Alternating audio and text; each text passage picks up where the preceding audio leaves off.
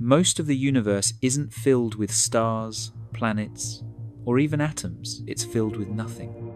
Between galaxies, inside atoms, and at the edge of observable space, emptiness dominates existence in ways that challenge everything we think we know about reality. Some voids span hundreds of millions of light years, while others exist at quantum scales where physics refuses to let them stay truly empty. This is a journey through the emptiest places in existence, the architecture of nothingness that shapes everything we see. Boötis void.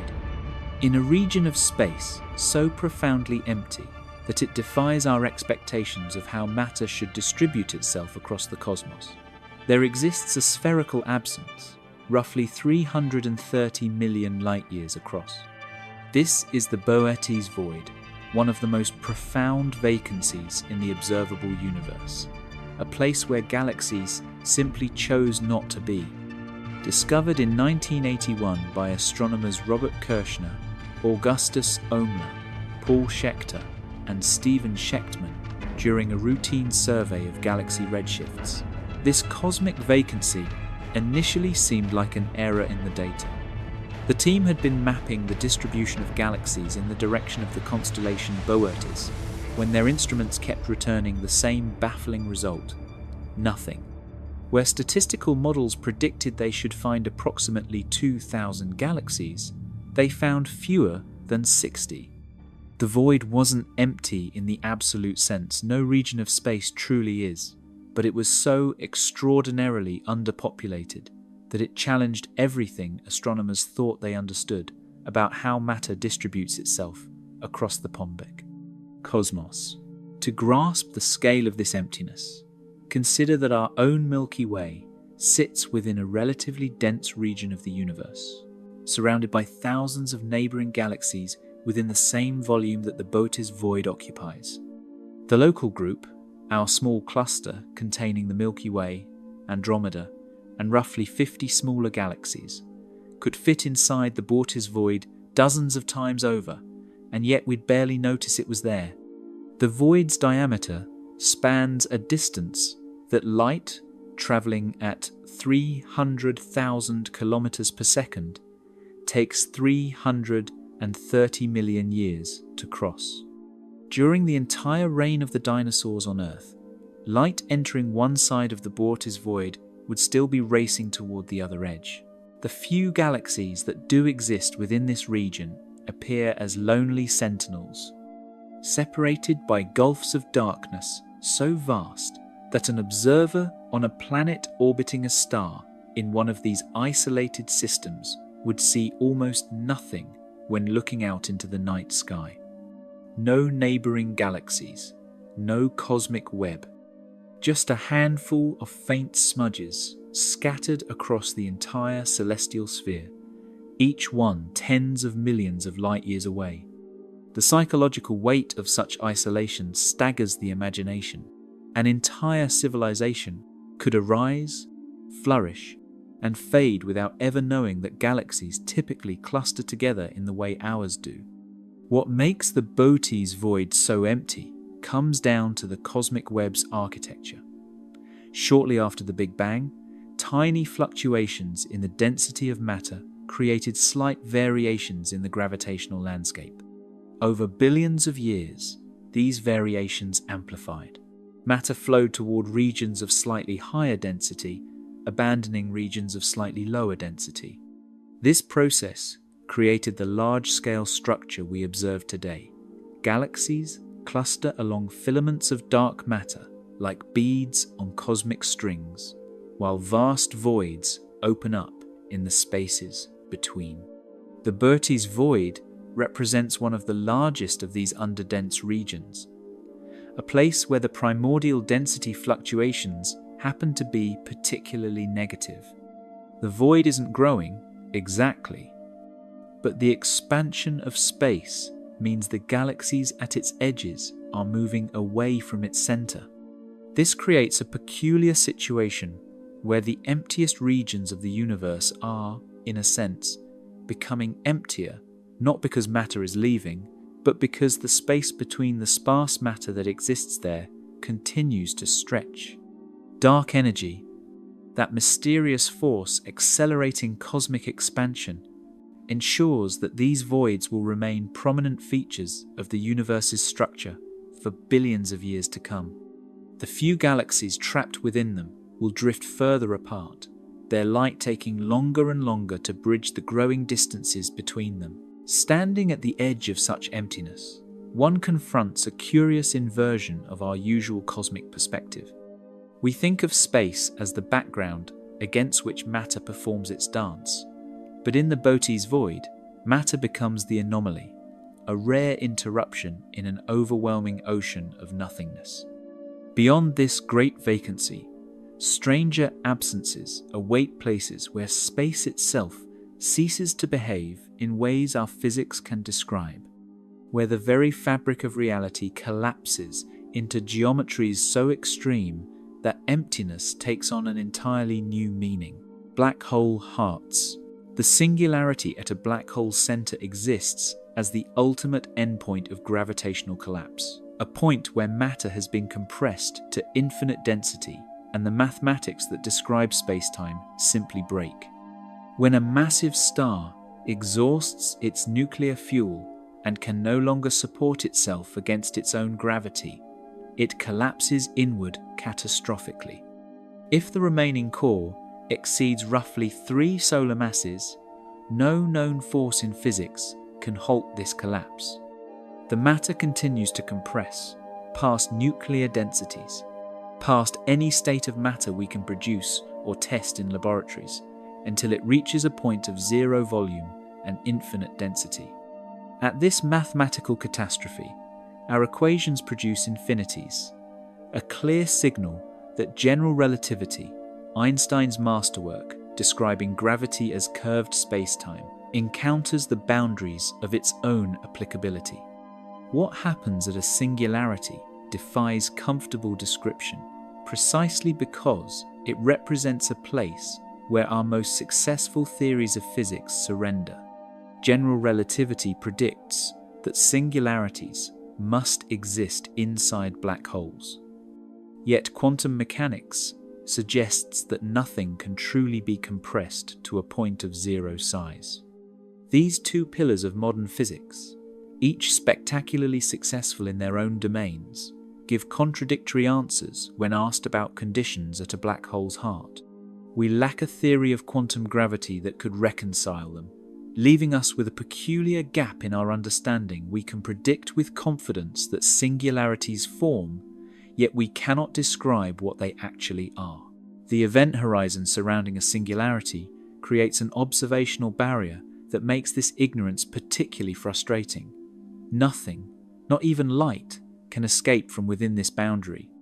The escape velocity at the event horizon equals the speed of light, and since nothing can exceed this cosmic speed limit, anything crossing the horizon becomes permanently trapped. This means we can never directly observe a singularity or perform experiments to test our theories about what occurs there. The universe, it seems, has a modesty about these extremes, cloaking its most violent and exotic physics behind impenetrable barriers. Different types of black holes may harbour different types of singularities. A non-rotating black hole, described by the Schwarzschild solution, should contain a point singularity, all the mass concentrated at a single geometric point. A rotating black hole, governed by the more complex Kerr solution, might instead contain a ring singularity mass distributed along a circle with zero thickness. This ring would sit in the equatorial plane of the black hole's rotation, and the equations suggest that objects falling toward it might, in principle, pass through the ring to emerge in another region of space-time. Whether this represents actual physics or mathematical artifact remains unknown, but it hints at how profoundly strange space-time becomes under such extreme conditions. Perhaps most unsettling is what happens to the concepts of space and time themselves near a singularity. As you approach the center of a black hole, the roles of space and time switch. The singularity lies in your future, the way tomorrow lies in your future, not in any spatial direction. You cannot avoid reaching it any more than you can avoid reaching tomorrow. It becomes as inevitable as the forward flow of time. The radial direction toward the center transforms into a time-like dimension, while time itself takes on spatial characteristics. This swap represents one of general relativity's most counterintuitive predictions, and it underscores how thoroughly black hole interiors break our usual intuitions about how the universe works. The singularity represents not merely emptiness, but the absence of the stage upon which existence plays out, a place where space and time themselves collapse into mathematical singularities that our physics cannot penetrate. Following these threads of extreme emptiness outward from singularities, the universe reveals another form of absence, ancient voids, where matter itself once fled, leaving only the faintest traces of its passage across billions of years. Rogue wanderers, scattered throughout the darkness between stars, untethered from any sun's gravitational embrace, entire worlds drift through the void in permanent night. These are the rogue wanderers planets that have been violently ejected from their birth systems, or perhaps never belonged to any star at all, condemned to journey through the galaxy in absolute isolation. Microlensing surveys conducted over the past 2 decades suggest that our galaxy harbors billions of these orphaned worlds, possibly outnumbering the planets that orbit stars. They represent a category of cosmic object that challenges our very definition of what a planet is, existing in conditions so far removed from anything we consider habitable that they push the boundaries of planetary science into territory we're only beginning to map. The mechanisms that create rogue planets fall into 2 broad categories, each equally violent in its own way. The first involves gravitational chaos during a planetary system's formation. In the early days of a solar system, when planets are still migrating through clouds of gas and dust, close encounters between forming worlds can result in one planet being flung outward at escape velocity. Jupiter-sized giants are particularly effective at this cosmic billiards. Their immense gravity capable of accelerating smaller planets to speeds sufficient to break free from their star's pull. Computer simulations of early solar system dynamics suggest that for every planetary system we observe today, several planets may have been ejected during its violent youth. Our own solar system likely lost at least one such world, perhaps more, in the chaotic period before the orbits settled into their current configuration. The second mechanism operates on a more catastrophic scale. When binary star systems experience close encounters with other stars, or when star clusters dissolve and their member stars drift apart, entire planets can be stripped from their parent stars. The planet doesn't need to be directly struck or captured. Gravitational perturbations from a passing stellar interloper can alter a planet's orbit enough to send it careening into interstellar space. These events were far more common in the galaxy's youth, when stars formed in dense clusters where close encounters happened regularly. The conditions on a rogue planet defy comfortable description.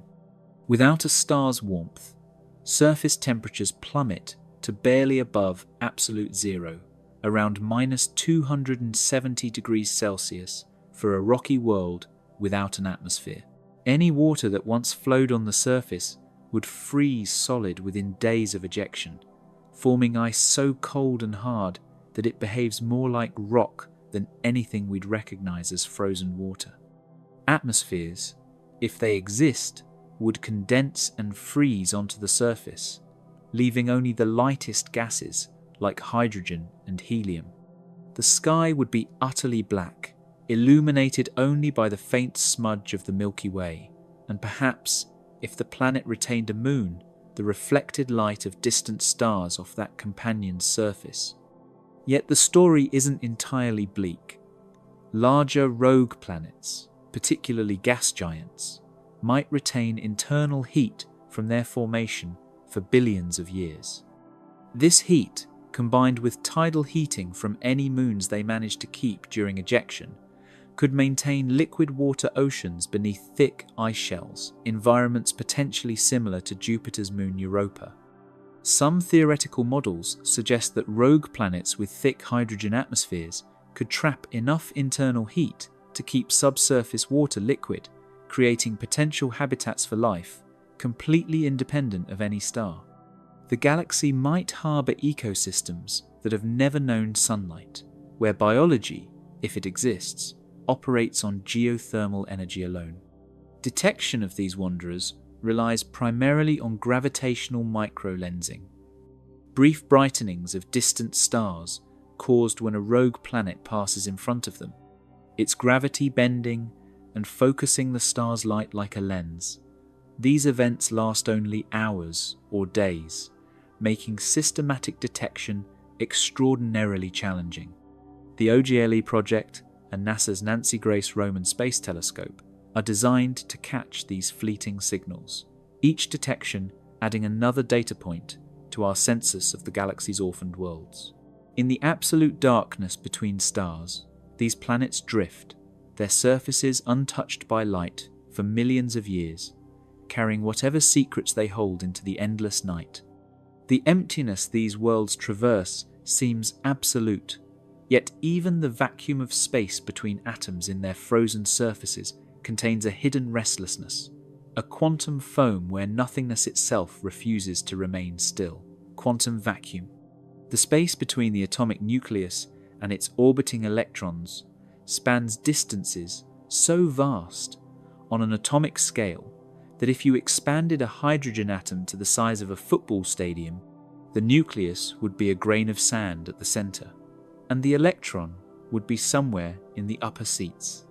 This is the quantum vacuum, the supposedly empty space that makes up more than 99.9999999999999% of all matter's volume, yet calling it empty represents one of the most profound misunderstandings in physics. The quantum vacuum seethes with activity, particles flickering in and out of existence so rapidly that they exist only in violation of the classical laws of physics, permitted by the Heisenberg uncertainty principle to borrow energy from the universe, provided they pay it back within timeframes so brief they're measured in tiny fractions of a second. Werner Heisenberg's uncertainty principle, formulated in 1927, states that you cannot simultaneously know both the position and momentum of a particle with perfect precision. This limitation isn't due to measurement difficulties, it's fundamental to how reality operates at quantum scales. The same principle applies to energy and time. You can violate energy conservation, creating particles from nothing, provided you do so for such a brief interval that the universe's bookkeeping can't quite catch you in the act. These virtual particles, as physicists call them, pop into existence in matter-antimatter pairs, exist for impossibly short durations, then annihilate each other and vanish, leaving the universe's energy budget balanced. This isn't mere theoretical speculation. We can measure the consequences of these quantum fluctuations. The Casimir effect, predicted by Dutch physicist Hendrik Casimir in 1948, and experimentally confirmed in 1997, demonstrates that the vacuum's restlessness produces measurable forces. Place two uncharged metal plates extremely close together in a vacuum, and they'll experience an attractive force pushing them toward each other. This happens because the plates restrict which wavelengths of virtual particles can appear between them. Only those with wavelengths that fit precisely in the gap can exist there. Outside the plates, all wavelengths are permitted. This creates an imbalance. Fewer virtual particles between the plates than outside them, resulting in a net pressure pushing the plates together. The effect is tiny, measured in billionths of a Newton, but it's real, a ghost pressure from particles that don't quite exist. The quantum vacuum's activity contributes to what physicists call zero-point energy, the lowest possible energy state of any quantum system. Yet this lowest possible state still contains energy. A perfect vacuum at absolute zero, cooled to the point where all thermal motion has ceased, would still buzz with quantum fluctuations. These fluctuations have observable consequences. They affect the spectrum of light emitted by atoms, producing tiny shifts in energy levels that were measured with extraordinary precision by Willis Lamb in 1947, earning him the Nobel Prize. The Lamb shift, as it's called, cannot be explained without accounting for the quantum vacuum's contribution to electromagnetic interactions. Perhaps most peculiar is how these virtual particles influence the behavior of real particles. An electron moving through space doesn't travel alone. It's constantly surrounded by a cloud of virtual particles that pop into existence, interact briefly with the electron, then vanish. This cloud, this quantum entourage, affects the electron's apparent mass and charge. When physicists calculate the properties of particles, they must account for these vacuum fluctuations, or their predictions will be wrong. The vacuum isn't a passive stage, it's an active participant in every quantum interaction. The philosophical implications rather upend our intuitions about nothingness.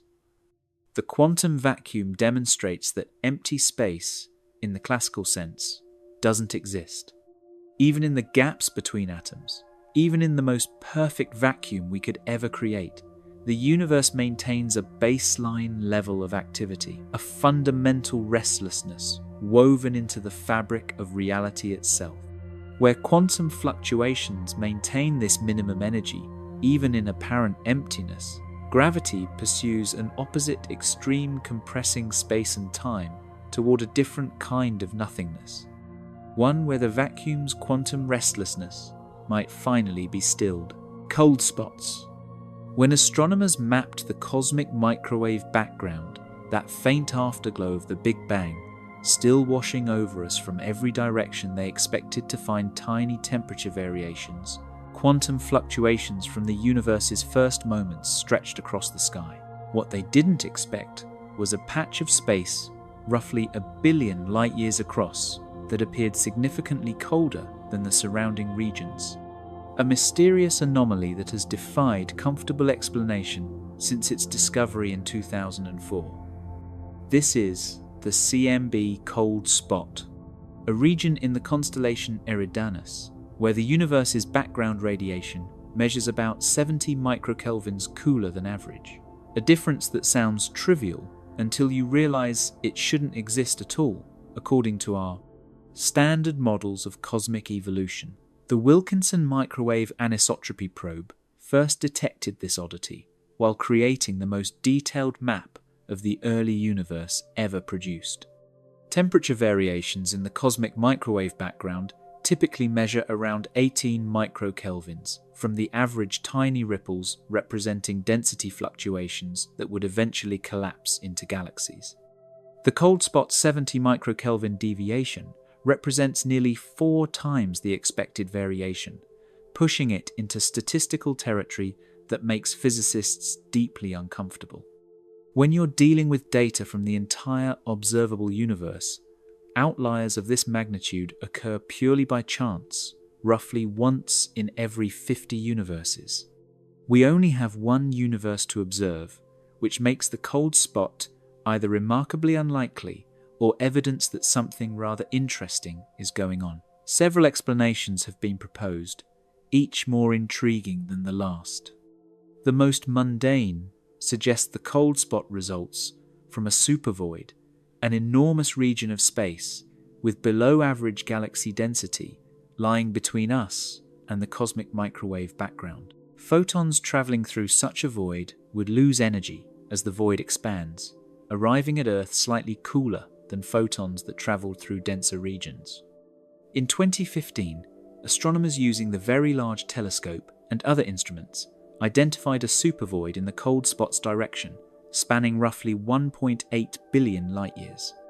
Yet when they calculated the cooling effect this void should produce, it only accounted for about 1/10 of the observed temperature deficit. The supervoid is there, Certainly. But it's not nearly large enough to explain what we're seeing. This inadequacy of conventional explanations has opened the door to more exotic possibilities. Some cosmologists have suggested the cold spot might represent a collision between our universe and another. During the inflationary epoch, a bruise left by an encounter with a parallel cosmos in the first fraction of a second after the Big Bang. The mathematics of eternal inflation, which suggests our universe is one bubble in an infinite foam of universes, allows for such collisions, though detecting their signatures remains highly speculative. Another hypothesis proposes the cold spot marks a topological defect in space-time itself, a cosmic texture created when the universe underwent phase transitions in its earliest moments, similar to cracks that form when water freezes into ice. The most conservative interpretation simply accepts the cold spot as a statistical fluke, the kind of rare fluctuation that must exist somewhere in the vast expanse of observable space. With only one universe to study, we can't rerun the experiment to see if such features are common or unique. The cold spot might be telling us something profound about the universe's structure, or it might be the cosmic equivalent of drawing a royal flush, unlikely but not impossible. Observations continue. The Planck satellite, which mapped the cosmic microwave background with even greater precision than WMAP, confirmed the cold spot's existence and refined its boundaries. Future missions may determine whether this mysterious patch of sky represents a window into processes beyond our current understanding, or simply a statistical reminder that even the universe occasionally rolls unusual dice. In the fabric of space-time itself, this cold anomaly persists, a billion light-year question mark printed across the sky. The cold spot's mystery connects to an even older absence, one that predated all structure, all light, all observers, an epoch when the universe existed in complete darkness, waiting for the first stars to ignite. Ancient darkness. For roughly 400,000 years after the Big Bang, the universe existed as an opaque plasma too hot for atoms to form, light scattering endlessly off free electrons in a cosmic fog that made visibility impossible beyond a few light years. Then came recombination, the moment when temperatures dropped enough for electrons to bind with nuclei, forming the first stable atoms and allowing light to travel freely for the first time. This created the cosmic microwave background we observe today, that last scattering surface representing the universe's first moment of transparency. Yet what followed wasn't illumination, but darkness, an ancient darkness that would persist for another 100 to 200 million years, an epoch when the universe possessed no light sources of its own, no stars, no galaxies, nothing but neutral hydrogen gas, slowly collapsing under gravity's patient pull. This period, aptly named the Dark Ages by cosmologists, represents a time fundamentally unlike any that followed. The universe contained all the ingredients for stars, hydrogen, helium, trace amounts of lithium, but the gas remained too diffuse and warm to collapse into the dense clouds needed for stellar ignition. The temperature hovered around 4,000 Kelvin immediately after recombination, far too hot for gravity to overcome the thermal pressure, keeping gas clouds inflated. Gradually, as the universe expanded and cooled, conditions shifted. Small density fluctuations that emerged during inflation, those quantum ripples stretched to cosmic scales, began pulling gas towards slightly denser regions. Where the primordial matter distribution showed even tiny overdensities, gravity worked to amplify them. Dark matter halos forming first, because dark matter doesn't interact with radiation the way normal matter does. The darkness wasn't quite absolute. The cosmic microwave background still bathed the universe in faint infrared light, though this radiation cooled and redshifted as space expanded. An observer existing in this era, had one been possible, would have perceived their surroundings through this dim, cooling glow, watching it fade from a deep red to infrared and beyond as millions of years passed.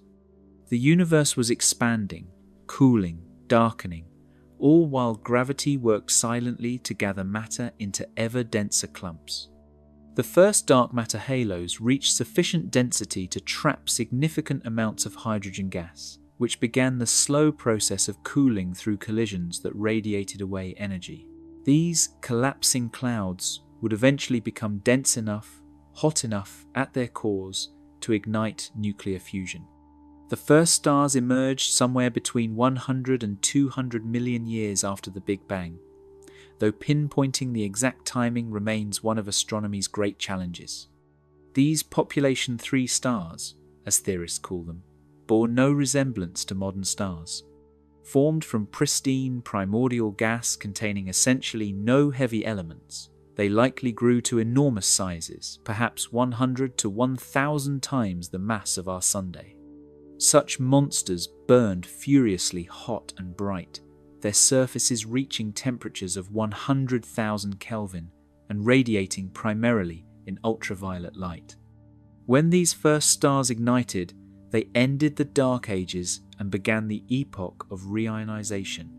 Their intense radiation stripping electrons from neutral hydrogen atoms and creating expanding bubbles of ionized gas around each stellar birthplace. The James Webb Space Telescope, launched in 2021, was designed specifically to peer into this ancient era, detecting the faint infrared light from these first luminous objects. Early observations have revealed galaxies forming earlier and growing more massive than models predicted, suggesting the Dark Ages might have been shorter than originally calculated. Some galaxies appear to exist only 200 to 300 million years after the Big Bang, which implies star formation began remarkably quickly once conditions allowed. The ancient darkness represents not emptiness in the spatial sense, but temporal emptiness, a void in the timeline of light, an intermission between the moment the universe first became transparent and the moment it first became luminous. Distant from this primordial blackness, other forms of emptiness carved themselves into the expanding cosmos, vast regions where matter retreated, leaving volumes that would dwarf even the grandest structures we observe today. Heat death, trillions upon trillions of years from now, long after the last stars have exhausted their fuel and collapsed into cold remnants, long after galaxies have drifted beyond each other's observational horizons, the universe will reach a state of maximum entropy, a condition known as heat death, where every available energy gradient has been leveled, every possible work has been done, and nothing remains capable of changing anything else. This represents not destruction in any violent sense, but rather the universe's slow decline into a state of perfect, absolute equilibrium. The concept emerged from the second law of thermodynamics, formulated in the mid-19th century by Rudolf Clausius and William Thomson, which states that entropy, the measure of disorder or unusable energy, always increases in any closed system. If the universe is indeed a closed system, as current evidence suggests, then heat death becomes not merely possible but inevitable. The timeline stretches beyond comfortable comprehension. Current estimates suggest the last conventional stars will form roughly 1 trillion years from now, after which stellar formation ceases entirely as the universe exhausts its supply of star-forming gas. Red dwarfs, the smallest and longest-lived stars, will continue burning for another 10 trillion years, providing the last natural sources of warmth in an increasingly cold cosmos. Once these finally gutter out, around 14 trillion years after the Big Bang, the stelliferous era ends, and the universe enters what cosmologists call the degenerate era, a period dominated by stellar remnants. White dwarfs, neutron stars, and black holes drifting through the expanding void. White dwarfs will slowly radiate their remaining heat into space, cooling from their initial temperatures of around 100,000 Kelvin down toward absolute zero over timescales measured in quadrillions of years. They'll eventually become black dwarfs, theoretical objects that have cooled completely, though the universe isn't yet old enough for any to exist. These cold cinders will represent the final resting state of most stars that ever lived. Crystalline spheres of carbon and oxygen floating in darkness, their surfaces barely distinguishable from the cosmic microwave background, which by this point will have cooled to effectively 0 Kelvin through cosmic expansion. Black holes offer temporary resistance to this trend toward uniformity. Through Hawking radiation, a quantum mechanical process discovered theoretically by Stephen Hawking in 1974, black holes slowly evaporate, releasing their mass energy back into space as thermal radiation. The process is extraordinarily slow. A black hole with the mass of our Sun would take 10 to the power of 67 years to evaporate completely. Supermassive black holes, like the one at the center of the Milky Way, might persist for 10 to the power of 100 years or longer. Yet eventually, even these will vanish in a final burst of radiation, leaving behind nothing but the faint glow of photons spreading through an incomprehensibly vast universe. What remains after the last black hole evaporates is a universe filled almost entirely with photons, particles of light stretched to wavelengths longer than the observable universe itself through cosmic expansion. These photons carry energy, technically, but it's energy distributed so uniformly across such vast distances that no useful work can be extracted from it. The temperature everywhere approaches absolute zero asymptotically, never quite reaching it, but coming arbitrarily close. Any remaining matter particles, electrons, positrons, neutrinos drift alone through voids so large that encounters between particles become events separated by timescales that make the current age of the universe seem instantaneous. The universe in heat death doesn't end so much as it simply continues. Space keeps expanding. Entropy remains at maximum. Nothing capable of change exists because change requires energy flowing from higher to lower concentrations, and all energy has already flowed downhill, pooling in the flattest possible distribution across all of existence. In this ultimate emptiness, the universe achieves a kind of perfect democracy. Every region identical to every other, all distinction erased, all history irrelevant. Yet even before this distant finality, observations reveal anomalies in the present universe. Vast streams of galaxy clusters moving in coordinated directions that shouldn't be possible under standard cosmological models, pulled toward destinations beyond the observable horizon. Dark flow, galaxy clusters scattered across hundreds of millions of light years, appear to be moving in a coherent direction at speeds approaching 1,000 kilometers per second. Their collective motion pointing toward a region of sky in the constellation Centaurus, a phenomenon astronomers have termed dark flow, observed through the kinematic Sunyaev-Zeldovich effect, and first reported by Alexander Kashlinsky and colleagues in 2008. This shouldn't happen according to the standard cosmological principle, which assumes the universe looks roughly the same in all directions at large scales. Individual galaxy clusters move randomly through space, pulled by the gravity of nearby mass concentrations, but hundreds of clusters moving together in the same direction suggests the presence of something enormous lying beyond the edge of our observable universe, something massive enough to influence structures we can see despite existing in regions from which light hasn't had time to reach us yet. The evidence comes from studying the cosmic microwave background radiation.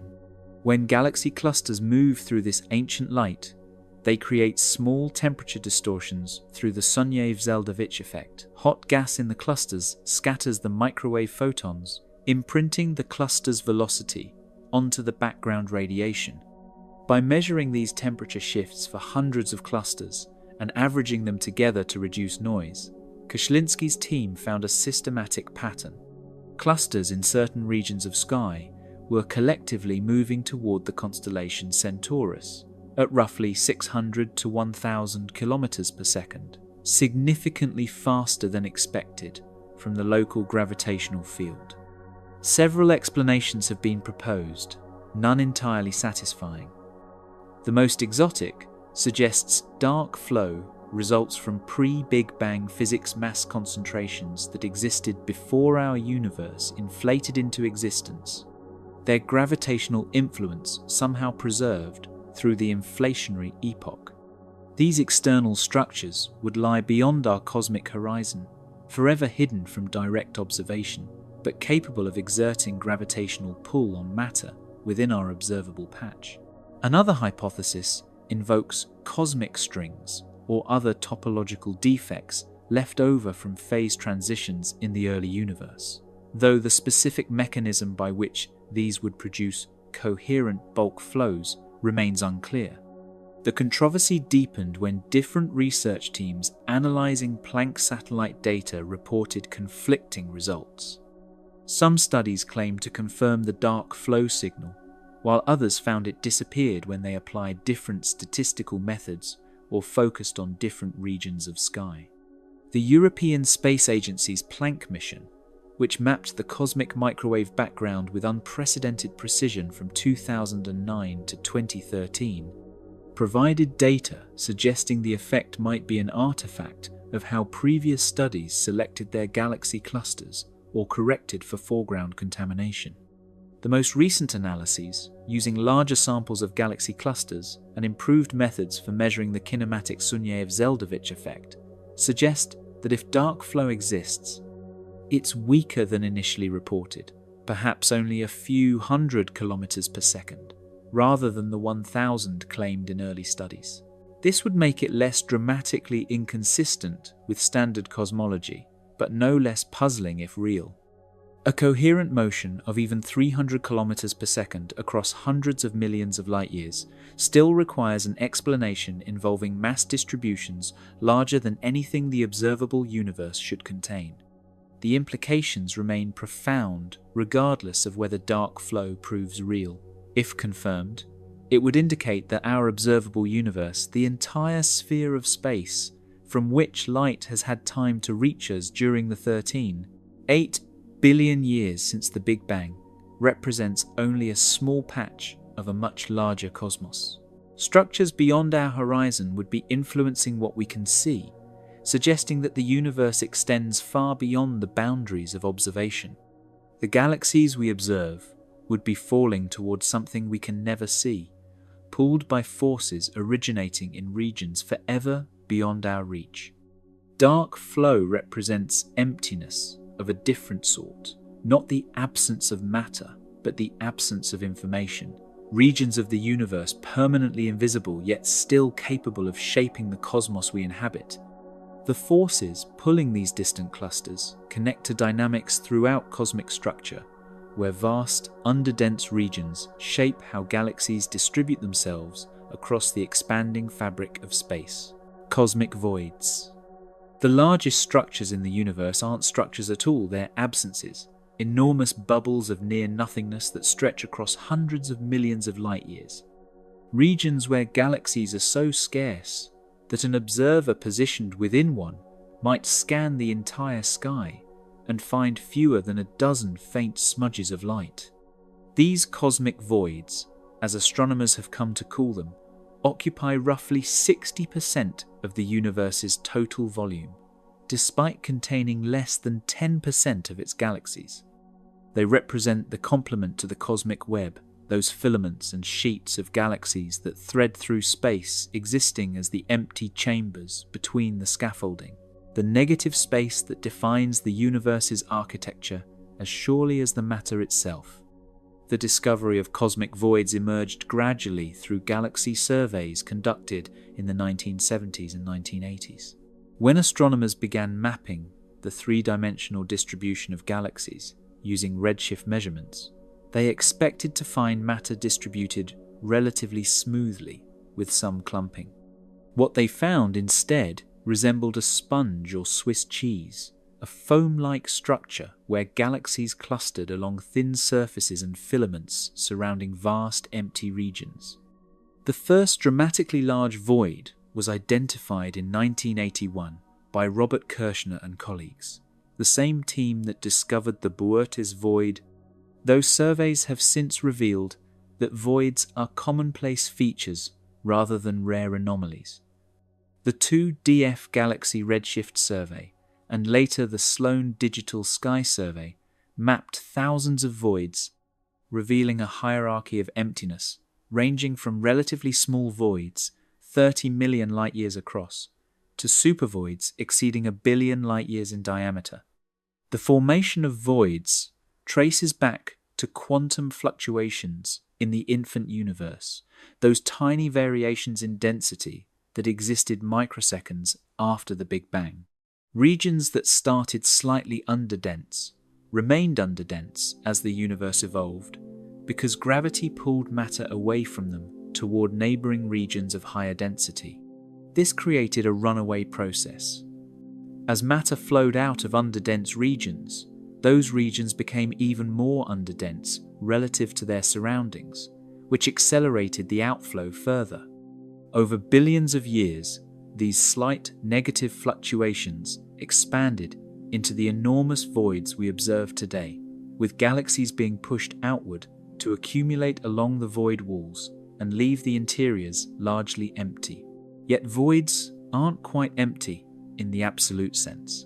They contain sparse populations of small, isolated galaxies, typically dwarf galaxies that formed from the little material that remained after the bulk of the matter evacuated to denser regions.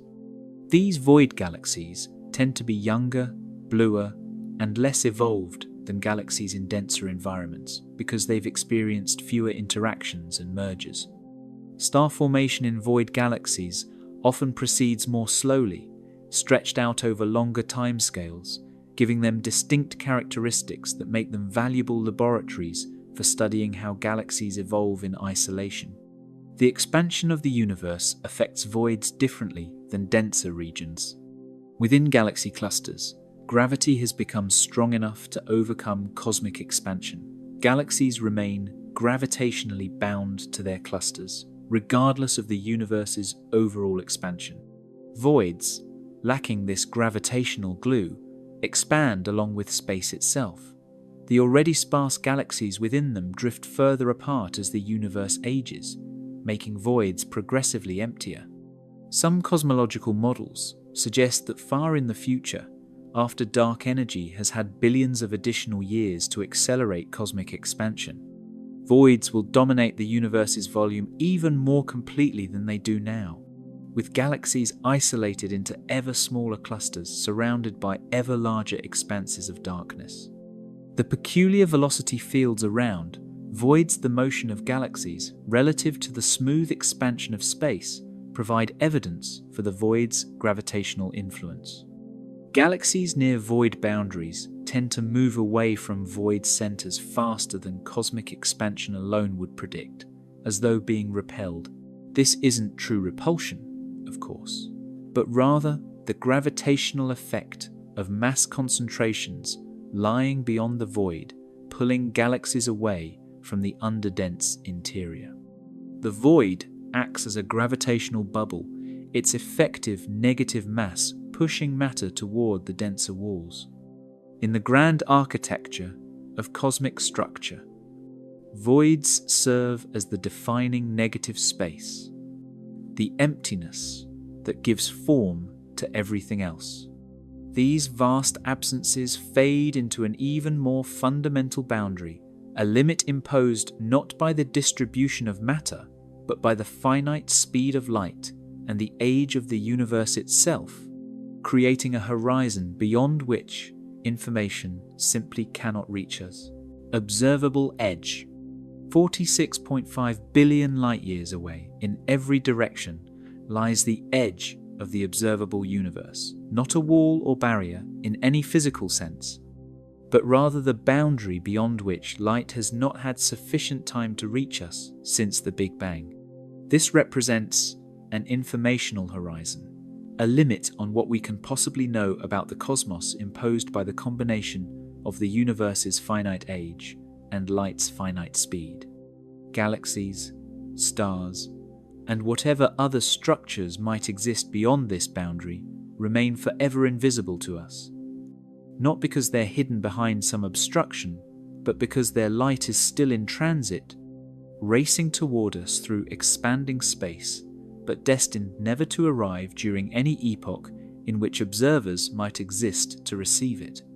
The boundary's distance exceeds what simple calculation might suggest. One might naively assume that a universe 13.8 billion years old would have an observable radius of 8 billion light-years.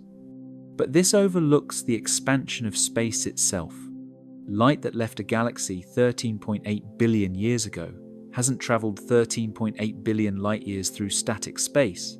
It's traveled through space that's been expanding the entire time, stretching the distance between the source and observer. By the time that ancient light reaches us, the galaxy that emitted it has been carried much farther away by cosmic expansion. Current calculations place the co-moving distance to the observable edge at roughly 46.5 billion light-years, defining a sphere with a diameter of 93 billion light-years centered on Earth. The expansion of space introduces a more subtle and permanent limitation. Galaxies currently beyond our observable horizon aren't merely invisible now. Many will remain invisible forever, even given infinite time to wait. Dark energy, that mysterious component driving accelerated expansion, is carrying distant regions of space away from us, faster than light can travel through them. Galaxies at these superhorizon distances are receding at velocities exceeding the speed of light relative to us, which sounds impossible, but isn't. General relativity allows space itself to expand at any rate, carrying distant objects along with it. The speed of light limit applies to motion through space, not to the expansion of space itself. This creates a cosmological event horizon, analogous to, but distinct from, the observable horizon. The observable horizon defines what we can see now based on the universe's current age. The event horizon defines what we could ever see, even given infinite future time. Galaxies beyond the event horizon, currently located about 16 billion light-years away in co-moving distance, are already beyond reach light. Leaving them today will never arrive here because the expansion of space will always carry them away faster than their light approaches.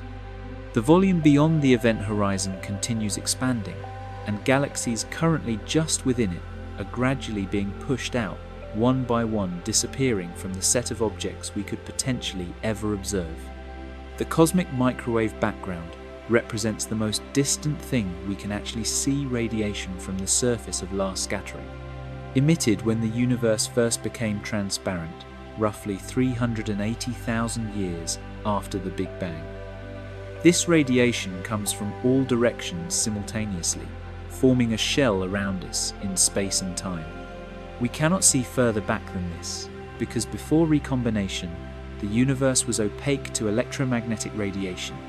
Earlier information might theoretically be detected through other means. Gravitational waves or neutrinos from the earliest moments could pass through the opaque plasma, but photons cannot reveal anything beyond the CMB. The observable edge thus represents multiple boundaries simultaneously. A boundary of age, beyond which light hasn't had time to reach us. A boundary of expansion, beyond which recession velocities exceed light speed. And a boundary of opacity, before which the universe was impenetrable to light. Each layer of limitation defines what we can potentially know about the cosmos. Standing at the center of our observable sphere, we occupy no privileged position. Every observer in the universe finds themselves at the center of their own observable region, with their own horizon defining the boundary of their knowable cosmos. Within the vast expanses enclosed by this ultimate boundary, gravitational forces shape smaller but still profound absences regions, where galaxies themselves have exhausted their capacity for renewal, settling into slow decline, dead galaxies. Scattered throughout the universe exist galaxies that have fallen silent, massive stellar systems where the last generation of stars formed billions of years ago, and no new ones will ever ignite. Their reserves of cold gas exhausted or stripped away, leaving only aging populations of red giants and white dwarfs gradually fading toward darkness. These are the dead galaxies, sometimes called red and dead systems for their distinctive color, and they represent a glimpse into the eventual fate awaiting most galaxies in the cosmos. The transformation from vibrant star-forming spiral to quiescent elliptical happens remarkably quickly on cosmic timescales. Surveys conducted by the Galaxy Evolution Explorer satellite and the Sloan Digital Sky Survey have identified galaxies that shut down their star formation in less than 1 billion years, transitioning from blue, actively forming systems to red, dormant ones in what amounts to a cosmic eye blink. The mechanisms that kill galaxies fall into several categories, each operating under different circumstances.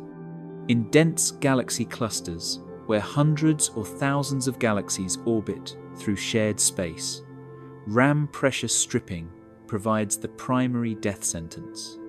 A galaxy moving through the hot intracluster medium gas, heated to tens of millions of degrees, filling the space between cluster members, experiences pressure on its cold gas clouds, similar to what your hand feels when thrust out a car window at motorway speeds.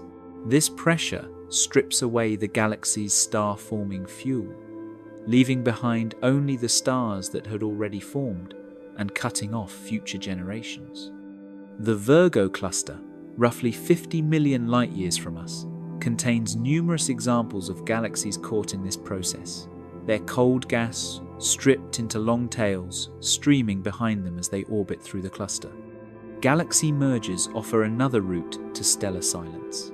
When two gas-rich spirals collide and merge, the encounter triggers an intense burst of star formation as gas clouds throughout both galaxies are compressed and shocked. This starburst can be so vigorous that it consumes all available cold gas in just a few 100 million years, forming massive star clusters and fueling supermassive black holes at the merged system's center. The supermassive black hole then enters an active quasar phase, its accretion disk generating winds powerful enough to blow any remaining gas completely out of the galaxy. What remains after this violence subsides is a red elliptical galaxy, a smooth, featureless system containing billions of old stars, but no raw material for new ones. The nearby galaxy M87, that massive elliptical at the Virgo cluster's center, likely formed through multiple such mergers over billions of years. Some galaxies simply run out of fuel through consumption alone. Massive ellipticals convert their available gas into stars so efficiently during their formation that they exhaust their supplies early in cosmic history. Observations using the Hubble Space Telescope's deep field surveys have identified enormous elliptical galaxies that completed their star formation by roughly 10 billion years ago, when the universe was only a quarter of its current age. These ancient systems have spent the subsequent eons slowly evolving, their stellar populations aging, predictably hot blue stars dying first, leaving increasingly redder populations dominated by long-lived red dwarfs and the cooling remnants of dead stars. The interiors of dead galaxies represent a peculiar form of emptiness, not the vacuum of intergalactic space, but rather the absence of the clouds, dust, and energy that characterize living systems. Star-forming galaxies glow in infrared from warm dust, shine in ultraviolet from young, massive stars, and show bright emission from ionized gas clouds. Dead galaxies emit primarily in optical wavelengths from their aging stars, with little infrared, no ultraviolet, and virtually no emission from excited gas. Their spectra appear smooth and featureless, lacking the bright emission lines that indicate ongoing chemical enrichment and stellar birth. The fraction of dead galaxies increases dramatically in dense environments and at higher masses. Among the universe's most massive galaxies, those containing more than 1 trillion times the Sun's mass in stars, nearly all are red and dead, having shut down their star formation billions of years ago. Smaller galaxies in less dense environments continue forming stars today, though even these will eventually exhaust their fuel as the universe ages and fresh gas becomes increasingly scarce. In these silent systems, entropy marches toward its inevitable conclusion, stars burning out one by one with no replacements, arriving to continue the lineage. The distribution of dead and living galaxies reveals underlying structure in cosmic matter flows, including the underdense region our own galaxy inhabits, a relative absence that influences how quickly matter accumulates and stars form throughout our local neighborhood. Local void. Our Milky Way resides on the edge of an underdense region, roughly 150 to 230 million light-years across a cosmic bubble containing far fewer galaxies than the average for the universe. Discovered through systematic mapping efforts in the 1980s and now recognized as the local void. This represents one of the nearest major voids to our position, though our galaxy sits not within its depths, but rather on its periphery, embedded in the sheet of galaxies that forms the void's boundary. The local group, our small cluster containing the Milky Way, Andromeda, and roughly 80 smaller galaxies, occupies a position between the local void and denser regions like the Virgo supercluster, giving us a somewhat unusual cosmic address in a transitional zone between emptiness and concentration. The void's existence was inferred through what astronomers didn't find, rather than what they did. During the 1980s, systematic redshift surveys began mapping the three-dimensional positions of galaxies, revealing the cosmic web's large-scale structure for the first time. Brent Tully, astronomer at the University of Hawaii, conducted detailed studies of galaxy motions in our cosmic neighborhood and noticed peculiar patterns. Galaxies appeared to be flowing away from certain regions while being pulled toward others. By 1987, Tully and colleagues had identified a significant underdensity in the direction of the constellation Microscopium, lying roughly 60 degrees from the Milky Way's plane. Subsequent surveys filled in the details, revealing the local void's full extent. The void isn't completely empty. Surveys have identified approximately 60 galaxies within its volume, giving it a density roughly 20% of the cosmic average. These void galaxies tend to be small, isolated systems, predominantly late-type spirals and irregular dwarfs that formed slowly from the sparse material available in underdense regions. They show higher rates of current star formation compared to galaxies in denser environments, partly because they've been largely untouched by the processes that quench star formation elsewhere. No ram pressure stripping from hot cluster gas, fewer disruptive encounters with neighboring galaxies, less tidal harassment from massive ellipticals. The local void influences the Milky Way's motion through space in subtle ways. Our galaxy's peculiar velocity, its motion relative to the smooth expansion of the universe, amounts to roughly 630 kilometers per second, directed generally toward the constellation Leo. Part of this motion results from gravitational attraction to the Virgo cluster and the larger Virgo supercluster, but part results from repulsion away from the local void.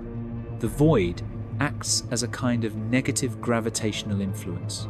It's below average density, creating a relative push as matter flows from low-density regions toward high-density ones. The formation of the local void traces back to the same primordial density fluctuations that seeded all cosmic structure. In regions where quantum fluctuations produced slightly negative density contrasts during inflation, matter flowed outward rather than collapsing inward as the universe evolved. The local void represents one such region, where early underdensity became amplified over cosmic time as matter evacuated toward denser surroundings. The region became progressively emptier relative to its neighborhood. Computer simulations of cosmic structure formation routinely produce voids matching the local void's characteristics, when initial conditions include appropriate density fluctuations, suggesting our local underdensity is a natural and expected feature rather than anything anomalous. The void's presence affects our cosmological observations in ways that must be accounted for when measuring large-scale properties. Our position near a void means we observe the cosmic microwave background and the distribution of distant structures from a slightly atypical vantage point. We're not sampling the universe from average density, but from a stellar, below average density transition zone. This creates systematic effects in measurements of the Hubble constant and other cosmological parameters that depend on having a representative view of the universe. Studies of the local void continue refining our understanding of its boundaries, internal structure, and dynamics. The void isn't a perfect sphere, but rather an irregular, somewhat elongated structure connected to the broader network of voids and filaments making up the cosmic web. Living adjacent to this great absence shapes our cosmic environment in ways both visible and subtle, a reminder that even home exists in relation to emptiness.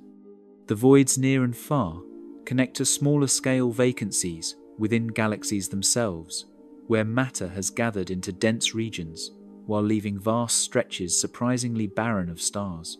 Between galaxies, the space separating one galaxy from another contains matter so diffuse that a cubic meter might hold only a single atom of hydrogen, an emptiness so profound that it makes even the best laboratory vacuums seem cluttered by comparison. This is the intergalactic medium, the vast stretches of near-nothingness filling the gaps in the cosmic web, and it represents one of the truest approximations of a perfect vacuum that nature produces. While interstellar space within galaxies maintains densities of roughly 1 atom per cubic centimeter, the intergalactic medium dilutes matter to average densities approaching 1 atom per cubic meter, creating voids of such exceptional emptiness that quantum fluctuations in the vacuum itself might constitute the dominant form of local activity. The intergalactic medium isn't uniformly empty. It shows structure inherited from cosmic evolution. Along the filaments of the cosmic web, where galaxies cluster like beads on strings, the intergalactic gas achieves slightly higher densities, perhaps approaching several atoms per cubic meter. This gas has been heated to temperatures between 10,000 and 10 million Kelvin through a combination of gravitational compression and feedback from supernovae and active galactic nuclei. The warm-hot intergalactic medium accounts for roughly half the normal matter in the universe, existing in a state too hot to collapse into stars, but too diffuse to shine brightly. Detecting this material requires observing its absorption signatures in the spectra of distant quasars, where intervening gas clouds imprint their characteristic fingerprints on the light passing through them. Between the filaments, in the genuine voids, conditions become even more rarefied. Here, the intergalactic medium thins to perhaps 1 atom per 10 cubic meters or less, approaching densities so low that individual atoms might be separated by distances measured in meters rather than centimeters. The gas remains predominantly hydrogen and helium, the primordial elements synthesized during the first minutes after the Big Bang, with trace amounts of heavier elements ejected from galaxies through galactic winds and supernova-driven outflows. These heavy elements, enrichment products from stellar nucleosynthesis, have been detected through ultraviolet observations conducted by instruments like the Cosmic Origins spectrograph aboard the Hubble Space Telescope, revealing that galactic processes have managed to pollute even the most remote intergalactic regions with metals, though at concentrations billions of times lower than in stellar atmospheres. The emptiness between galaxies plays a crucial role in cosmic evolution despite its sparse population. During the epoch of reionization, roughly 400 million to 1 billion years after the Big Bang, ultraviolet radiation from the first stars and quasars ionized the neutral hydrogen-filling intergalactic space, creating the transparent universe we observe today. Before reionization, the intergalactic medium was opaque to ultraviolet light, with neutral hydrogen atoms efficiently absorbing photons at wavelengths shorter than 121.6 nanometers, the Lyman alpha transition. After reionization, these atoms lost their electrons, becoming transparent and allowing light to propagate freely across cosmic distances. The intergalactic medium has remained ionized ever since, maintained in this state by the metagalactic ultraviolet background, diffuse radiation from countless distant sources that pervades all space. Traveling through intergalactic space would offer a view unlike any available from within a galaxy. The nearest stars would lie millions of light years away, appearing not as distinct points, but as faint smudges barely distinguishable from the cosmic microwave background. The Milky Way, seen from a few million light-years distance, would span perhaps a degree of sky twice the angular size of the full moon, but would appear as an extremely faint patch of light, its billions of stars blending into a dim glow easily missed against the darkness. Other galaxies would populate the sky as occasional dim smudges scattered across the celestial sphere, most too faint to notice without instruments sensitive to extremely low light levels. The intergalactic medium represents emptiness maintained against entropy's usual tendency to mix and distribute a vacuum preserved by the universe's expansion, which continuously stretches space faster than gravity can pull matter back together. Within collapsed stellar remnants, a different form of emptiness emerges, not the absence of matter, but the absence of space itself, crushed out of existence by gravitational forces so extreme that atoms cease to exist as recognizable entities. Neutron silence. Neutron stars achieve a density so extreme that a teaspoon of their material would weigh roughly 1 billion tons on Earth matter, compressed to the point where atomic structure collapses entirely, leaving only neutrons packed together in contact, creating what might be called an atomic nucleus the size of a city. This represents emptiness of a peculiar sort. The vast spaces that normally separate atomic nuclei from their electron clouds have been eliminated, crushed out of existence by gravitational pressure exceeding anything found in normal matter. The result is a substance called neutronium. Though this name somewhat misleads, it's not a new element, but rather matter in a state of such extreme compression that conventional chemistry becomes meaningless. The formation of neutron stars requires a supernova, the explosive death of a massive star that has exhausted its nuclear fuel. When the star's iron core collapses, electrons are forced to combine with protons through a process called electron capture, producing neutrons and neutrinos. The neutrinos escape, carrying away energy, while the neutron's particles that feel no electromagnetic repulsion can be packed together far more tightly than ordinary atomic matter allows. The collapse continues until neutron degeneracy pressure, a quantum mechanical effect arising from the Pauli exclusion principle, finally halts the implosion. What remains is an object typically containing 1.4 times the Sun's mass compressed into a sphere, perhaps 20 kilometers in diameter, giving it an average density of roughly 400 trillion times that of water. The crust of a neutron star, if one can call it that, extends perhaps a kilometer deep and consists of a crystal lattice of atomic nuclei, primarily iron and nickel, immersed in a sea of degenerate electrons. Below the crust, density increases until atomic nuclei begin to merge, forming exotic nuclear pasta matter squeezed into shapes resembling spaghetti, lasagna, and other configurations dictated by the competition between nuclear forces and electrostatic repulsion.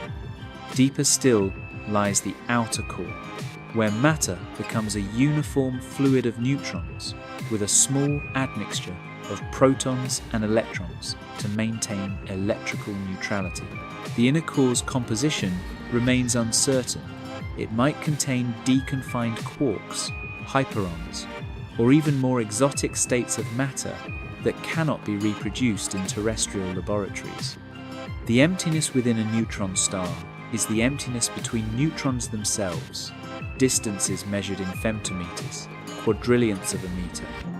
In normal matter, the space inside atoms remains vast compared to the size of the nucleus. If an atom was scaled to the size of a football stadium, the nucleus would be a marble at the center. In neutronium, those marbles touch, packed together like grains of sand filling a bucket. The quantum mechanical forces that normally keep matter from collapsing have been overwhelmed by gravity, leaving only neutron degeneracy as the final barrier against total collapse into a black hole. The surface of a neutron star would be extraordinarily smooth. Any irregularities higher than a few millimeters flattened by the immense gravity, roughly 200 billion times Earth's surface gravity. Mountains on neutron stars cannot exceed a few centimeters in height before the crust's strength fails and gravity levels them. The surface temperature typically ranges from 600,000 to several million Kelvin shortly after formation, cooling over millions of years as the star radiates away its thermal energy. Young neutron stars, called pulsars, when they emit regular pulses of radiation from their magnetic poles, can have surface temperatures exceeding 10 million Kelvin, making them glow primarily in X-rays. The magnetic fields threading through neutron stars reach strengths of 1 trillion Gauss or more, 1,000,000 billion times Earth's magnetic field, with magnetars achieving fields perhaps 1,000 times stronger still. These fields shape the behavior of charged particles near the star's surface, channeling them along field lines and producing the beamed radiation that makes pulsars detectable across vast cosmic distances. The Crab pulsar, remnant of a supernova observed by Chinese astronomers in 1054 AD, rotates 30 times per second, its lighthouse-like beam sweeping past Earth with metronomic regularity. In neutron stars, matter achieves a configuration where the space within atoms, the emptiness that constitutes the overwhelming majority of ordinary matter's volume, has been eliminated entirely, producing objects where absence becomes presence and vacuum becomes substance. The extreme densities found in neutron matter pale beside the conditions at stellar remnants' most extreme endpoints, where gravity completes its final victory and space itself surrenders to curvature so severe that geometry breaks. Dark ocean. Between the stars of our galaxy stretches what astronomers sometimes call the dark ocean interstellar space, filled with matter so thinly distributed that a cubic centimeter might contain only a single atom. Yet over the vast distances separating stellar systems, this sparse medium accumulates into clouds, massive enough to birth new generations of stars. The Milky Way's interstellar medium, as it's formerly known, maintains an average density roughly 1 trillion times less than Earth's atmosphere at sea level, creating a near vacuum that would be the envy of any laboratory attempting to achieve similar conditions. Yet this emptiness isn't uniform or inert, it's threaded with magnetic fields, permeated by cosmic rays, and punctuated by regions where gas condenses into the molecular clouds that serve as stellar nurseries. The composition reflects the galaxy's chemical evolution. Roughly 90% of the atoms are hydrogen, 10% helium, with everything heavier, what astronomers collectively term metals, making up only about 2% by mass. This metal content represents billions of years of stellar nucleosynthesis and supernova enrichment. Each generation of massive stars synthesizing heavier elements and scattering them through space when they explode. The Sun orbits through a region called the local bubble, a cavity roughly 300 light-years across where ancient supernovae have swept most of the gas away, leaving behind an especially diffuse medium with densities perhaps 10 times lower than the galactic average. Interstellar dust adds another dimension to this emptiness. These microscopic grains, silicates, carbon compounds, and icy mantles coating rocky cores measure typically less than a micrometer across, invisible individually but collectively responsible for the dark lanes visible in images of the Milky Way. The dust blocks and scatters starlight, creating the obscured regions like the Great Rift in Cygnus, where the galaxy appears to split in two. For every 1,000 hydrogen atoms in interstellar space, roughly 1 dust grain exists, yet this sparse population dims starlight by about 1 magnitude per kiloparsec of distance travelled, accumulating effects that can render objects on the far side of the galaxy essentially invisible in optical wavelengths. The temperature structure shows remarkable variation.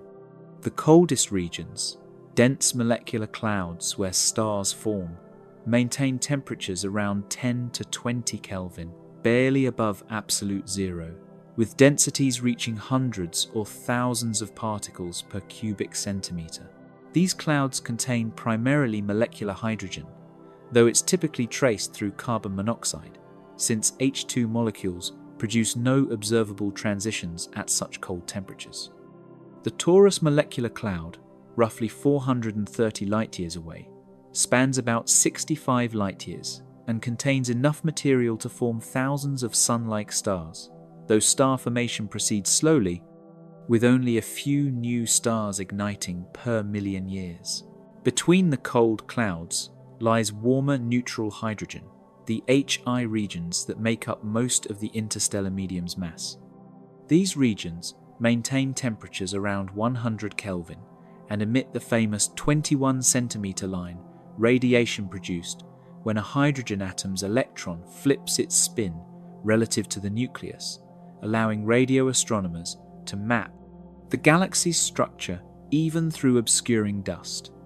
The 21 centimeter surveys conducted since the 1950s revealed the Milky Way's spiral structure and measured its rotation curve, providing some of the first evidence for dark matter when the observed rotation speeds exceeded what visible matter could explain. Hotter still are the HII regions, volumes of ionized hydrogen surrounding young, massive stars whose ultraviolet radiation strips electrons from surrounding atoms. The Orion Nebula represents the nearest major HII region, visible to the naked eye as the fuzzy patch in Orion's sword, a stellar nursery 24 light-years across, where roughly 700 stars have formed in the past million years. Temperatures in HII regions reach 10,000 Kelvin, causing the gas to glow in characteristic reds and greens from excited hydrogen and oxygen atoms. The hottest component, the coronal gas, exists at temperatures exceeding 1,000,000 Kelvin, filling the local bubble and other supernova-carved cavities. This superheated plasma emits primarily in X-rays and represents the aftermath of stellar violence, shock waves from explosions compressing and heating interstellar gas to extreme temperatures. Magnetic fields thread through all these phases, typically a few microgauss in strength, roughly 1,000,000 times weaker than Earth's surface field, yet influential over cosmic distances. These fields shape the motion of charged particles, guide cosmic rays, and may help regulate star formation by providing additional pressure support against gravitational collapse. The dark ocean between stars remains far from empty, merely rarefied to degrees our terrestrial experience struggles to grasp. Within this ocean, however, certain regions achieve emptiness remarkable even by interstellar standards, vast stretches where stars themselves become vanishingly rare, creating deserts within the galactic landscape. Stellar deserts. Not all regions of the Milky Way share equal abundance of stars scattered throughout the galaxy. Exist stellar deserts where luminous objects become so sparse that the average distance between stars stretches to thousands of light years rather than the few light years typical in the solar neighborhood. The galactic halo provides the most dramatic example, a roughly spherical region extending perhaps 200,000 light-years from the galactic center, but containing only about 1% of the Milky Way's stars. Traveling through the halo, an observer would find the sky dominated by darkness, with neighboring stars separated by gulfs so vast that the concept of a stellar neighborhood loses meaning entirely. The halo's stellar deserts contain primarily population 2 stars, ancient objects formed early in the galaxy's history from gas that contained almost no elements heavier than helium. These stars, often exceeding 10 billion years in age, orbit through the halo on highly eccentric paths that carry them far above and below the galactic plane. Their orbits preserve information about the conditions under which they formed, suggesting the early Milky Way assembled through mergers of smaller protogalactic fragments, rather than forming as a single, coherent structure. The stars scattered through the halo represent survivors from these ancient dwarf galaxies. Their original companions, long since dispersed through gravitational interactions. Globular clusters punctuate the halo's emptiness like oases in a desert dense balls containing hundreds of thousands of stars packed into spheres perhaps 100 light-years across. The Milky Way hosts roughly 150 known globular clusters, each one a relic from the galaxy's formation epoch. M13, the great globular cluster in Hercules, visible to the naked eye as a faint fuzzy patch, lies about 25,000 light-years away and contains perhaps 300,000 stars. Yet the journey from M13 to its nearest globular neighbor, M92, spans roughly 16,000 light-years of near emptiness, where field stars occur only sporadically, separated by distances that dwarf the cluster's internal structure. The outer regions of the galactic disk also qualify as stellar deserts by any reasonable standard. Beyond about 50,000 light-years from the galactic center, twice the Sun's orbital radius star density drops precipitously. Observations conducted by the Sloan Digital Sky Survey and the Gaia mission have traced stellar populations to distances exceeding 100,000 light-years, but these represent rare stragglers rather than any organized population. The disk appears to terminate rather abruptly, with stellar density falling by factors of hundreds over relatively short radial distances. This truncation might result from the galaxy's finite gas supply. During formation, star-forming material simply didn't extend much beyond this radius, so stars never formed there. Between the spiral arms, stellar density drops by factors of 2 to 3 compared to the arms themselves. This difference seems modest, but creates visually distinct regions. The interarm spaces appear darker when viewed face-on, because they contain fewer luminous OB associations and HII regions. The Sun currently resides between two major spiral features: the Orion Arm, A minor spur, lying closer to the galactic center than the Perseus Arm beyond. Traveling perpendicular to our current orbital path, we'd need to cover roughly 7,000 light-years before encountering the denser stellar populations of the Perseus Arm, a journey that would take the Sun approximately 30 million years at its current orbital velocity. The galactic anticenter direction, looking outward away from the galactic core through Auriga and Taurus, offers the sparsest stellar fields visible from our position. Here we peer through the outer disk and beyond into intergalactic space, with stellar density declining with distance until stars peter out entirely. The most distant stars in this direction belong to the outer halo, objects perhaps 150,000 light-years away, visible only through careful surveys using instruments sensitive enough to detect these faint, remote objects. Temperature inversions in stellar deserts create counterintuitive conditions. These emptiest regions often contain the hottest gas. Supernova remnants and stellar winds have carved vast bubbles filled with million-degree plasma, creating coronal gas that emits X-rays despite the scarcity of stars. The local bubble, centered roughly on the Sun's position, extends about 300 light-years in most directions and contains superheated gas at temperatures around 1,000,000 Kelvin, a remnant of supernovae that exploded roughly 10 to 20 million years ago. In these stellar deserts, the galaxy's structure reveals itself through absence as clearly as through presence, empty spaces defining the architecture as surely as the crowded spiral arms. Returning closer to home, even our local stellar environment contains surprising emptiness, the spaces separating planetary systems vast enough to dwarf the systems they divide. Kuiper Cliff.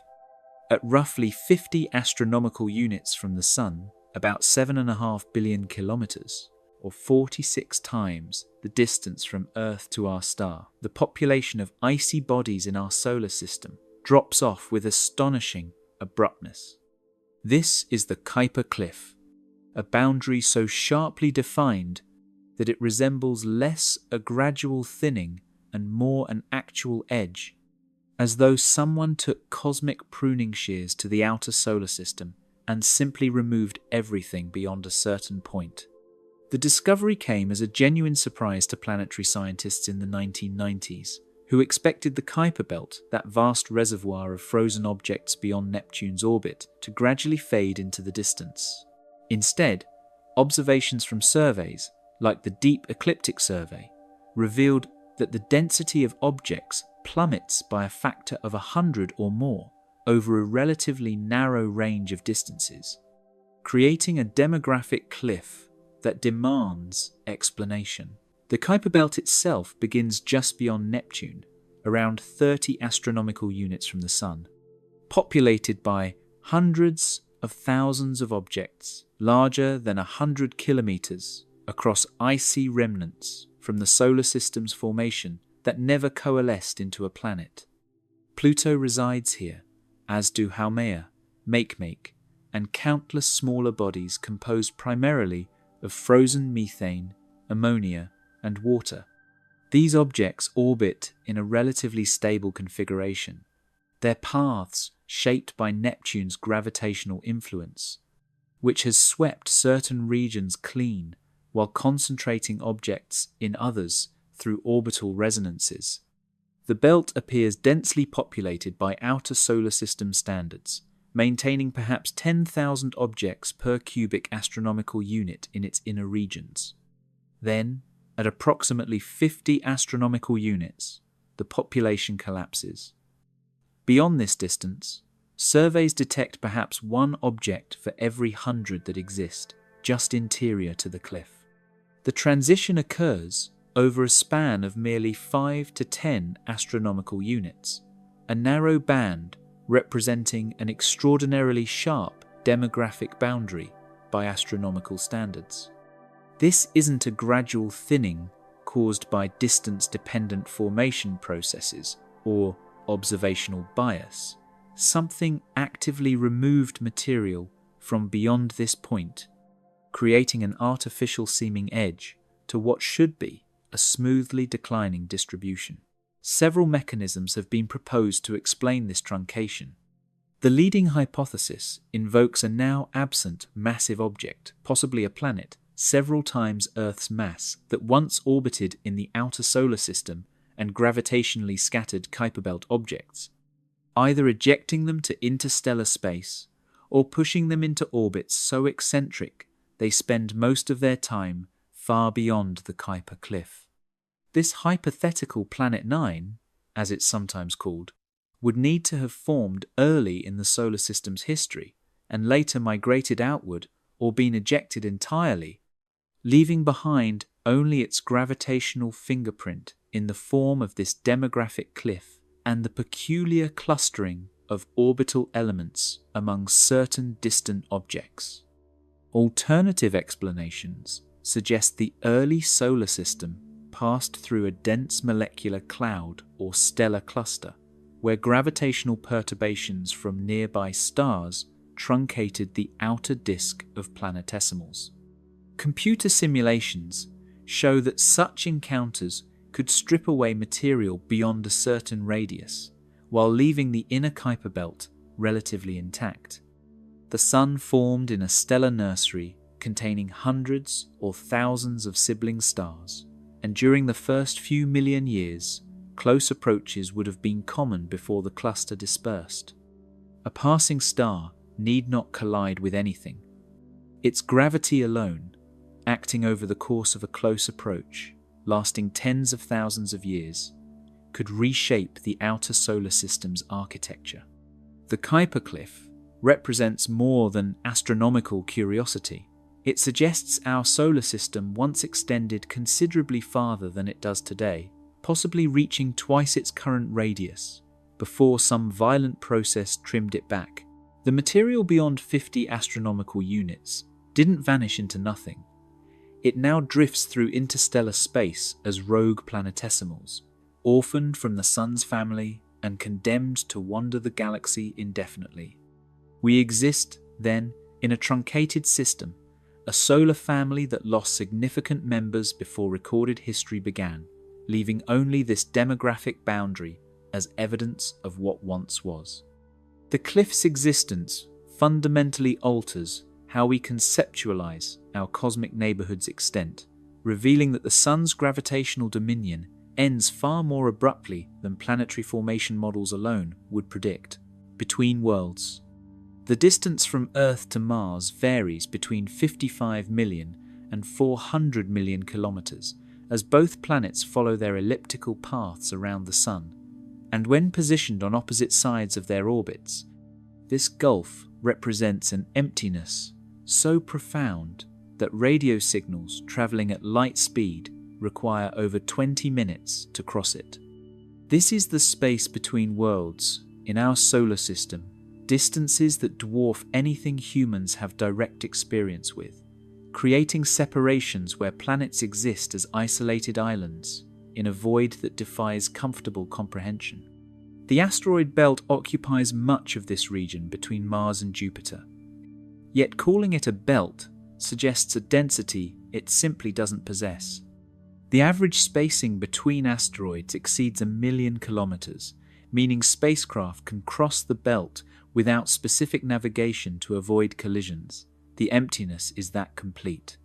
Our mental models of the solar system typically derive from diagrams where planets appear as reasonably spaced objects on a page, but these representations compress distances by factors of billions to fit human-scale perception. If Earth were a marble, the Sun would be a beach ball roughly 10 meters away. Mars would be another, smaller marble, 20 meters distant on average. And Jupiter, that gas giant containing more mass than all other planets combined, would be a basketball 52 meters away. The space between these objects contains essentially nothing. No air, no matter save the occasional dust grain. Just vacuum, maintained at densities approaching 1 atom per cubic centimeter in the relatively dense inner solar system. Solar wind fills this void with a tenuous stream of charged particles, primarily protons and electrons, flowing outward from the sun's corona at speeds between 300 and 800 kilometers per second. This wind carries roughly 1 million tons of material away from the sun every second, yet distributed across the solar system's volume. It creates a plasma so diffuse that laboratory vacuums on Earth achieve higher particle densities. The solar wind's pressure shapes planetary magnetospheres and comet tails, but contributes negligibly to any spacecraft's trajectory through interplanetary space. Its presence matters electromagnetically, but not mechanically. Light takes 8 minutes to travel from the Sun to Earth, defining our astronomical unit, the baseline against which all solar system distances are measured. Mars, at its closest approach, lies 1.4 astronomical units away, meaning sunlight illuminating its surface left the Sun nearly 12 minutes prior. Jupiter orbits at 5.2 astronomical units, where sunlight arrives 43 minutes after emission, already diluted to 4% of its intensity at Earth. By the time we reach Neptune at 30 astronomical units, sunlight has travelled for over 4 hours and dimmed to 0.1% of terrestrial brightness. The Sun appears as merely the brightest star in a dark sky rather than the overwhelming presence we experience. Crossing these distances requires patience that challenges human perception of travel. Voyager 1, the fastest human-made object to leave the solar system, covered the distance to Jupiter in 18 months, but required 12 years to reach Neptune's orbit. New Horizons, launched specifically to reach Pluto quickly using a Jupiter gravity assist, still needed 9.5 years to traverse the solar system's breadth. These journeys underscore that even our local cosmic neighborhood operates on scales where human lifetimes become relevant units of measurement for simple transit. The temperature in interplanetary space varies with distance from the Sun, dropping from approximately 280 Kelvin near Earth to 50 Kelvin at Neptune's orbit, cold enough to freeze nitrogen solid. An object drifting in this void would radiate heat into the cosmic microwave background, gradually cooling toward equilibrium temperatures, determined purely by the balance between absorbed sunlight and emitted infrared radiation. No atmosphere exists to conduct heat. No medium to carry sound mechanical vibrations cannot propagate through vacuum. These vast separations ensure that planetary systems develop largely in isolation from one another, their environment shaped by local conditions rather than interactions with neighbours, each world pursuing its own chemical and geological evolution without interference. From these interplanetary gulfs, an even finer emptiness reveals itself, the space not between worlds, but between the particles that appear to constitute solid matter itself. Interstellar dust. The space between stars harbours particles so microscopically small that 1 million of them placed side by side would barely span the width of a human hair. Yet collectively, these grains of cosmic dust block roughly half the visible light attempting to cross our galaxy. Interstellar dust represents one of the universe's more peculiar contradictions. Matter so sparsely distributed that a cubic kilometre of interstellar space might contain only a few dozen grains, yet so ubiquitous across galactic distances that it fundamentally shapes what we can and cannot observe about the cosmos. These particles, measuring typically between 1/10 and 1,000th of a micrometer, consist primarily of silicates and carbonaceous compounds, rocky cores often coated in icy mantles of frozen water, methane, and ammonia that accumulated during their drift through the cold interstellar medium. The dust forms through several pathways, each contributing distinct chemical signatures. The atmospheres of dying red giant stars eject silicate grains as they puff off their outer layers, creating particles rich in magnesium, silicon, and oxygen. Carbon stars giants, with more carbon than oxygen in their atmospheres, produce carbonaceous dust, including graphite and even tiny diamonds, created in the intense conditions of stellar winds.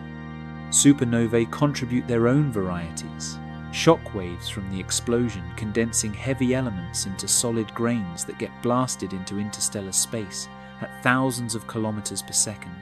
These different formation mechanisms ensure that interstellar dust carries a chemical complexity reflecting billions of years of stellar nucleosynthesis, each grain a microscopic archive of cosmic element production. The distribution follows the galaxy's structure. Dust concentrates along the galactic plane where gas densities reach their highest values, creating the dark lanes visible when viewing the Milky Way on a clear night. The Great Rift in Cygnus, that apparent split dividing our galaxy's luminous band, results entirely from dust absorption, blocking starlight from more distant regions. For every 1,000 light-years a photon travels through the galactic plane, dust dims it by approximately 1 magnitude, meaning light loses about 60% of its intensity. By the time we attempt to observe stars on the galaxy's far side, roughly 25,000 light-years distant, optical light has been attenuated to the point of near invisibility. Infrared observations became essential for mapping galactic structure precisely because longer wavelengths pass through dust with far less obstruction. The grains interact with starlight in ways that depend critically on their size relative to light's wavelength. Blue light, with its shorter wavelength around 450 nanometers, scatters more efficiently off dust grains than red light at 650 nanometers. This preferential scattering explains why stars behind dust clouds appear redder than their actual color. The blue component has been scattered away, while red light passes through relatively unimpeded.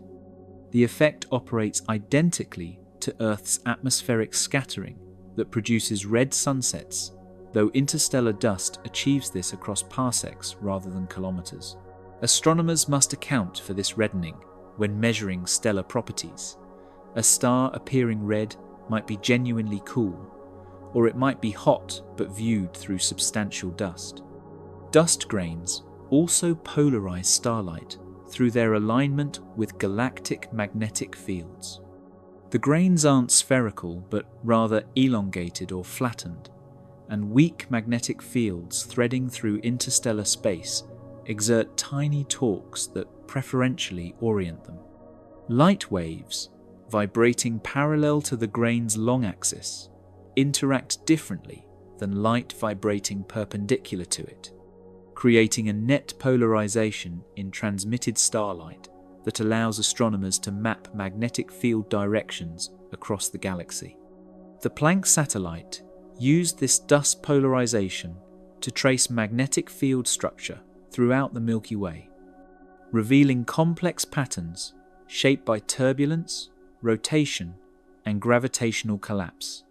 Temperature measurements reveal dust exists predominantly in a cold state, between 10 and 20 Kelvin in dense molecular clouds, though grains near hot stars can reach several hundred Kelvin.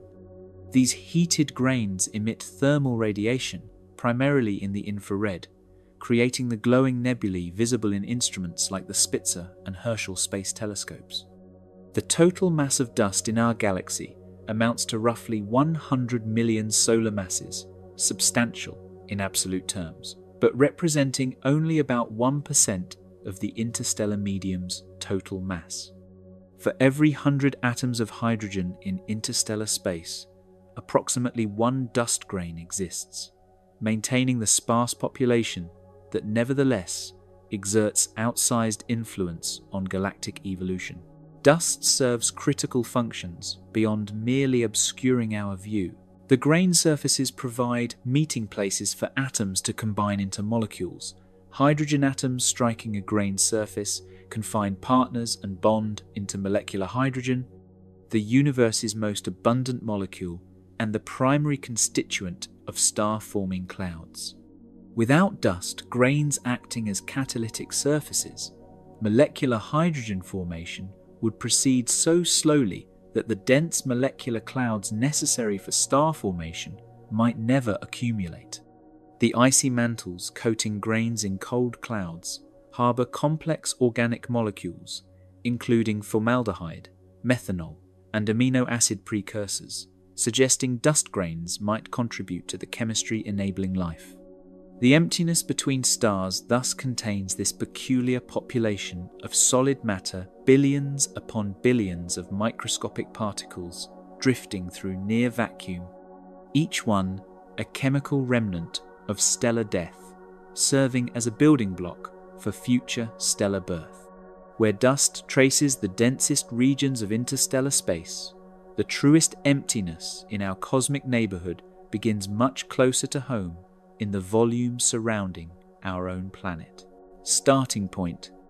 Emptiness begins approximately 100 kilometers above your current position at the Kármán line, where Earth's atmosphere finally thins to the point where conventional aerodynamics cease functioning and orbital mechanics take over.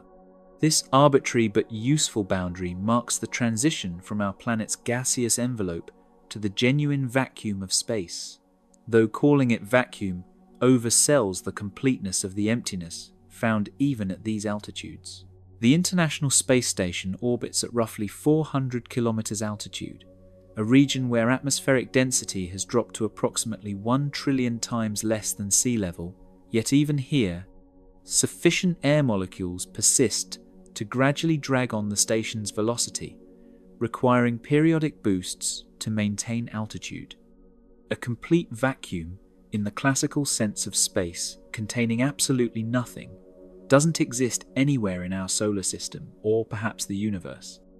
The atmosphere's density decreases exponentially with altitude, following a mathematical relationship where each increase of roughly 8.5 kilometers in height reduces atmospheric pressure by half. At sea level, air contains approximately 25 billion molecules per cubic centimeter, a number so large it defies intuitive grasp. At 10 kilometers altitude, where commercial aircraft cruise, this drops to about 8 billion molecules per cubic centimeter. The summit of Mount Everest, 8.8 kilometers high, experiences roughly a third of sea level pressure, creating the oxygen scarcity that makes supplemental breathing equipment necessary for most climbers. Yet even this rarefied air remains extraordinarily dense compared to conditions just 100 kilometers higher. By the time we reach low Earth orbit, molecular density has plummeted to perhaps 10 million molecules per cubic centimeter, still enough to constitute a measurable drag force over time, but sparse enough that molecules rarely collide with each other.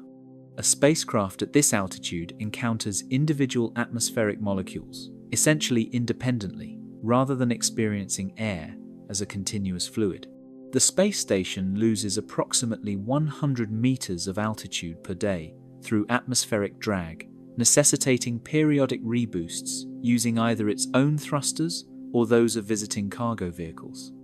Without these corrections, orbital decay would bring the station back into denser atmospheric layers within months, where it would burn up during re-entry. The composition shifts with altitude as well. Near the surface, nitrogen and oxygen dominate in an approximately 78 to 21% ratio, with argon, carbon dioxide, and trace gases making up the remainder. Above 100 kilometers, lighter elements begin to predominate. Atomic oxygen becomes abundant, and helium concentrations increase. By 500 kilometers altitude, the exosphere begins, a region where atmospheric particles move on ballistic trajectories influenced more by gravity than by collisions with other particles. Here, hydrogen and helium dominate, and the concept of temperature loses its usual meaning because so few collisions occur that thermal equilibrium cannot establish itself. The transition from atmosphere to space illustrates a fundamental truth about emptiness. It admits degrees rather than existing as an absolute condition. The vacuum at the space station's altitude differs dramatically from the vacuum in the asteroid belt, which itself differs from interstellar space, which differs from intergalactic voids. Each represents a progression toward lower density, yet none achieves the theoretical ideal of complete absence. Even the best laboratory vacuums on Earth, achieving pressures below 1/1,000,000th of atmospheric pressure, still contain billions of molecules per cubic centimeter. Measurements from satellites like GOCE, which orbited at just 255 kilometers altitude before its controlled de-entry in 2013, revealed unexpected complexity in the thermosphere density variations, driven by solar activity, atmospheric tides, and even gravity waves propagating upward from weather systems below. The Sun's 11-year activity cycle causes thermospheric density to vary by factors of 10 or more at a given altitude, expanding the atmosphere during solar maximum and contracting it during solar minimum. This breathing of Earth's outer atmosphere affects satellite operations across low Earth orbit, making orbital decay rates somewhat unpredictable over long timescales.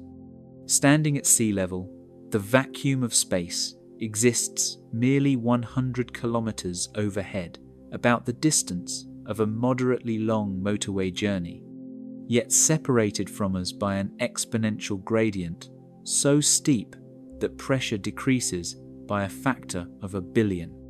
This represents the local beginning of emptiness, the first step in a journey toward progressively more rarefied states, extending outward to distances where galaxies themselves become sparse.